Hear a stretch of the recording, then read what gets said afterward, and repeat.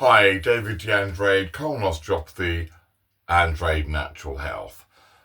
This video is about me catching up for those who have been following my detox journey and maybe a little bit of other stuff, waxing lyrical.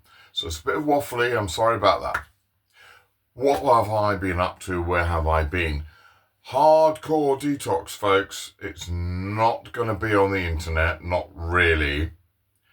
So I discovered that although I was detoxing very strongly, exercising moderately, I hadn't noticed that I'd been depleting certain important minerals and vitamins that my detox pathways required. Now, depending on who you are, depends on how careful you will be.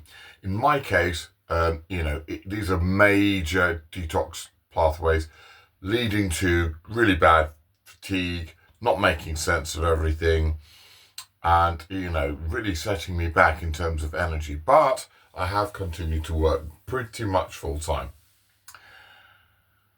What that means is if you too are aware of really low energy, really gummy eyes, big tongue, blocked sinuses, aches and pains, and now this is reversed, this camera, so that is actually my right shoulder. A lot of people don't realize that they're coming to the practice with right shoulder or around the right upper thorax, upper chest, shoulder, which is called the shoulder girdle. Young, old, male, female, it does not matter what you do.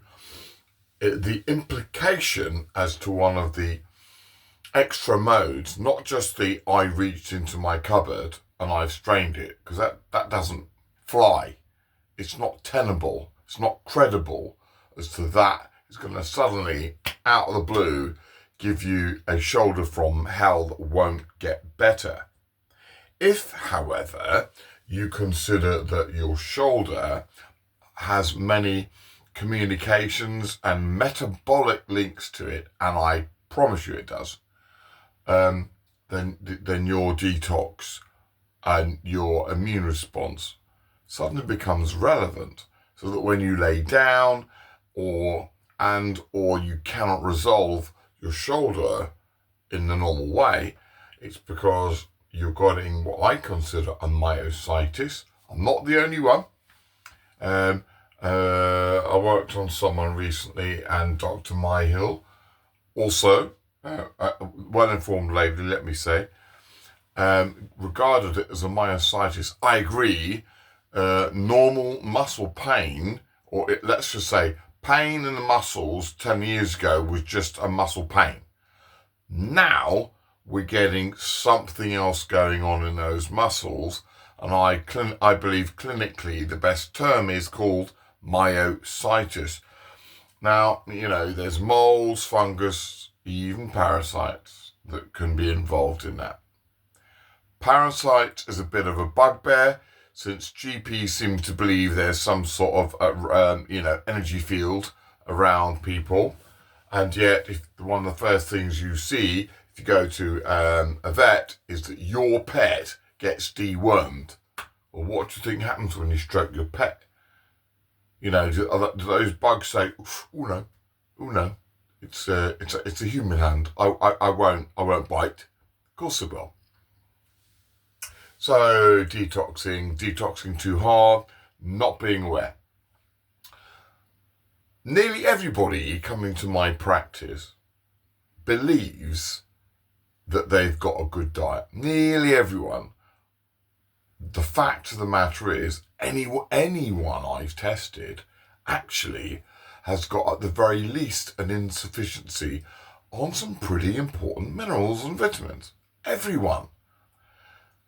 One of my almost missions in life is to make people realize that you are nutritionally insufficient, and this will compromise the robustness of your immune response and your detox.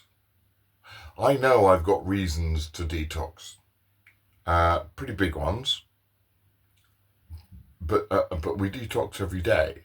So when you ramp up the rate of your detox, if you don't have an expert pair of eyes onto your hormones, minerals, vitamins, the routes of elimination, you can go pretty wrong.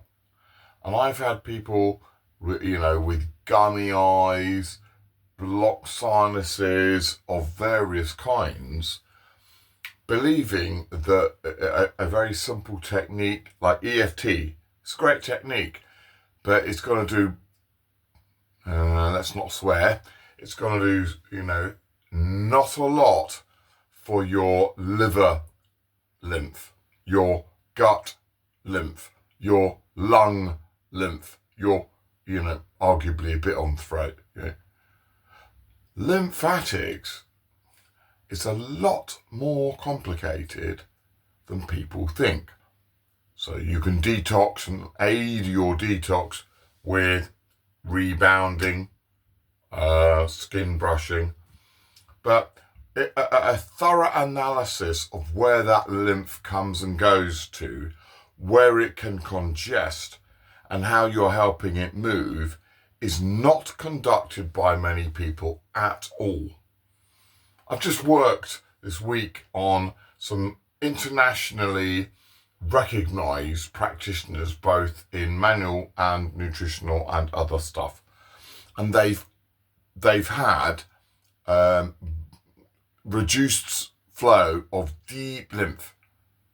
I've not found these locations on the Google, or on YouTube. I find that a lot of the lymphatic core stuff, heavy sigh, is a little bit superficial and not fully integrated. Okay, so incorporating absolutely thorough lymph work. Sorry, folks, if you're one of those practitioners, I don't think it's thorough enough. You are welcome to contact me. Please don't troll. I'm always willing to look at the argument of something which is separate from my emotional state, if you please. But if you are one of those people who I am implicitly criticizing, do contact me, and I'm willing to demonstrate and narrate what I'm talking about. 2 internationals, 3, 4, I've demonstrated this manifestly at the Good Food Project in Cranag. Manifestly demonstrated it something like 100 times in a week. So I do put my money where my mouth is. I'm not just giving it a bit of this on a YouTube channel.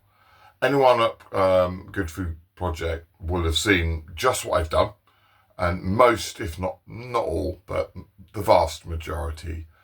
You've been wonderful people. If anyone's watching this, what a privilege! And I was just doing demos, and numerous people were quite happy with the outcomes they were getting on a demo, if you please. It's even been so profound for me, I may even change my treatment modality in small part. I never expected 8 to 12 minutes gently working on people with no clinical red flags to have the impact it did with you guys. Most unanticipated. What an adventure. So I've not been around. In some summary, 9 minutes. If you've listened to this much waffle, I've overdone my detox rate. The rate of detox too high. Ran out of reserve. Didn't check. Then did check, which took a month, and found that 3 of my detox pathways were actually running out of juice, and so I nearly ran out of juice.